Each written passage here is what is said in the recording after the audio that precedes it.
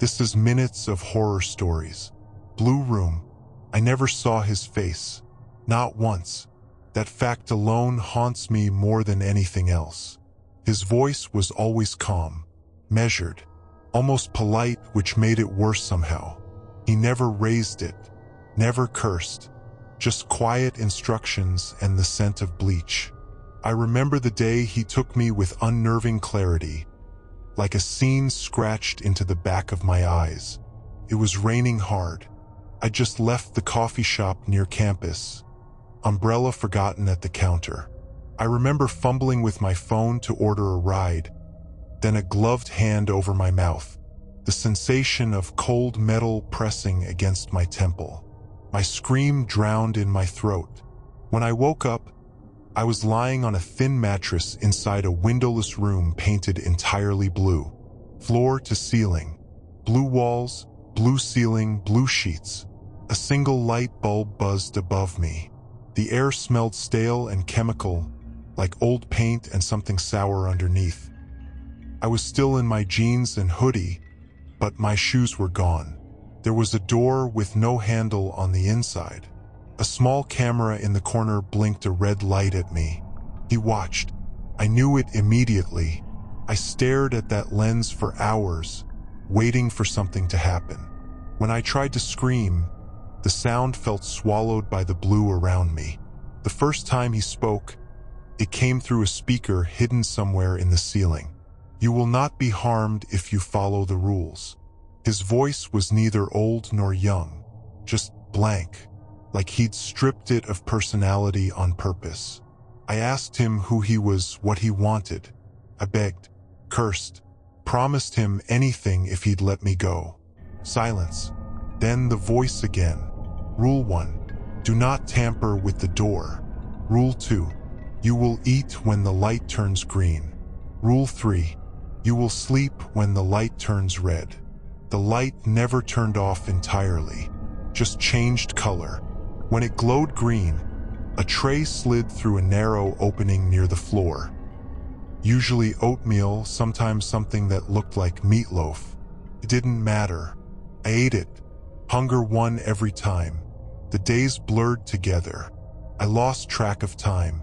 There was no clock, no natural light. I started naming the cracks in the ceiling, whispering stories to myself to remember the sound of my own voice. But always I watched that camera, waiting. The first time I broke the rules, I did it out of desperation. I waited until the light turned red and pretended to sleep.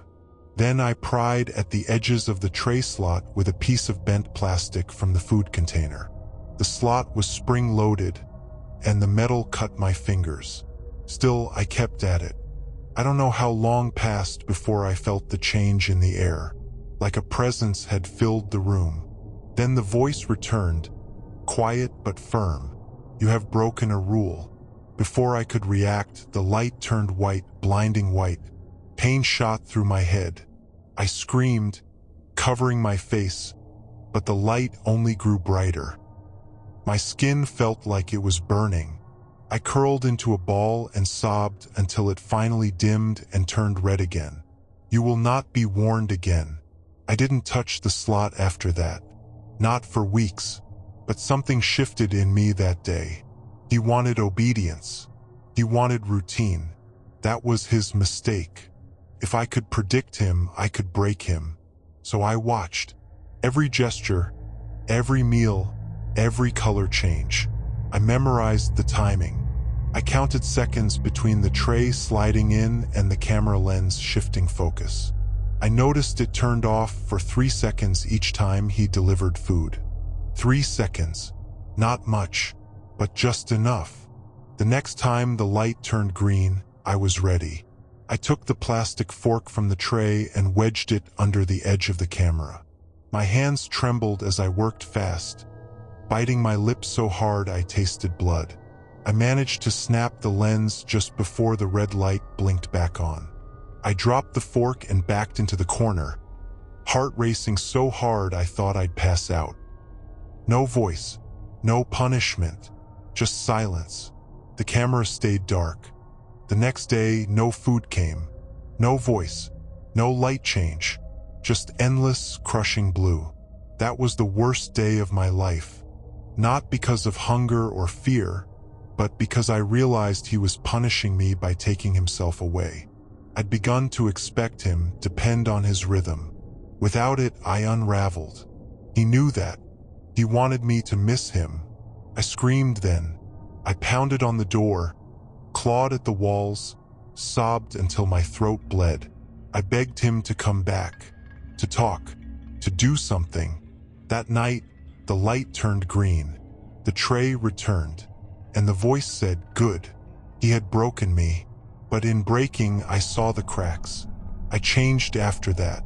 I pretended better. I followed the rules, ate when I was told, slept on command. I became obedient, quiet, predictable. I gave him what he wanted until the day he made his first mistake. It was small, stupid even, a noise behind the wall, like a cough. It was human and it didn't belong. I pressed my ear to the wall. Nothing. Then again, softer this time. A shuffle, a breath. Someone else was there. I tapped on the wall, slow and rhythmic. 3 knocks. Waited. Then it came back. 3 knocks. I wasn't alone. Every day we tapped. We developed a code, a crude alphabet based on numbers and taps. Took days, maybe weeks, but we began to talk. Her name was Lisa. She'd been there longer, much longer. She warned me he liked games, psychological ones, that he changed rooms, that no one stayed in the blue room forever. That scared me more than anything. The night the light turned red and didn't change for hours, I knew something was coming. I didn't sleep. I crouched near the tray slot with the bent fork hidden in my sleeve. My heart pounded so loud it drowned out everything. Then I heard it. The door, clicking open. He was coming in. I lay still, pretending to sleep, barely breathing. I heard footsteps, slow and deliberate, a faint rustle. He was doing something with the camera, replacing it. I could smell his cologne, sharp and synthetic. Then, without warning, I leapt. I jammed the fork into the back of his thigh. He screamed, a real, raw scream, and I scrambled through his legs, bolting for the open door. He grabbed my ankle, but I kicked hard, adrenaline turning me into something wild and primal. I ran down a narrow hallway lit by flickering bulbs. Doors lined each side, all painted different colors. Blue, green, yellow, red. I passed them all. I heard him stumbling behind me, shouting now, angry. The calm voice was gone. This was the real him. I reached a metal staircase and flew up it, taking 2 steps at a time. My lungs burned. My bare feet slapped the stairs so hard they bled. At the top, another door. This one had a keypad. I froze. Then I remembered Lisa's taps, the numbers she gave me over the last few days. A date, her son's birthday, 1905. The light turned green. The door creaked open to a blinding light. Cold air rushed in and I saw stars. Real stars in a real sky. I ran into the night, into the dark forest beyond. I didn't stop. Eventually, a trucker found me on the road, half conscious and covered in dirt and blood. I told them everything. The police searched for weeks. They found the house, empty, the rooms repainted, the cameras gone. No trace of him. No Lisa. Just one thing left behind. A single blue wall, and a message carved into it with something sharp. You followed the rules. You were fun. I never saw his face. I never want to, but I know he's still out there, watching, waiting, choosing his next color.